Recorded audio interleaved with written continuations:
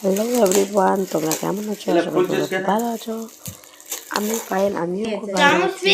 আমার ছেলের জন্মদিনে কি কি উপহার পেয়েছে ও খোলার জন্য পুরো পাগল, তাই ও নিজেই কাইজে নিয়ে বসে পড়লো।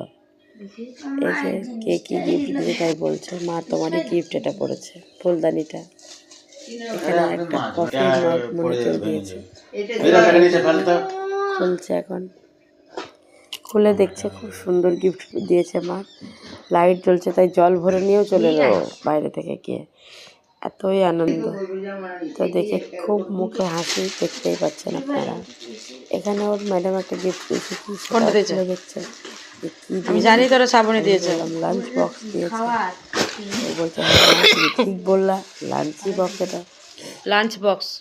বলে এটা আমি স্কুলে নিয়ে, আমি বললাম স্কুলে না নিয়ে গিয়ে এটা আমি নিয়ে যাব। বলছে না আমি দেবো না, আমি খাবো। তো এখানে আমার শাশুড়ি বসে আছে, ননদের মেয়ে, এটা আমার বাবা, ছবি হচ্ছে কিন্তু গাল থেকে হাত ওঠাও। আমার বাবা বলছে আমি নিয়ে যাবো, রাগাচ্ছে আমার ছেলেকে। তো আমার ছেলে বলছে না আমি দাদু দেবো না কিচ্ছু। এখানে একজন দিয়েছে ব্যাডমিন্টন, সেটাকেও খুলছে, খুলে দেখছে। তো সব কিছু গিফটই ওর খুব পছন্দ হয়েছে। ও তো খেলতেই শুরু করে দিল ব্যাডমিন্টন নিয়ে, আবার ওকে বকাঝকা করলাম।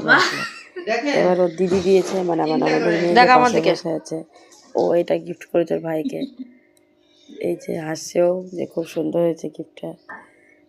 তো এখানে সবগুলো গিফটের মধ্যে ওর সব থেকে পছন্দ হয়েছে দাদুর গিফট, এটা রং পেন্সিল দিয়েছে।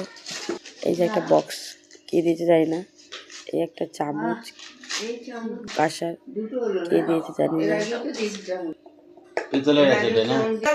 এখানে সবগুলো গিফটই খুব সুন্দর। সব থেকে রং পেন্সিলটা আমার ছেলের পছন্দ, ওর দাদু দিয়েছে।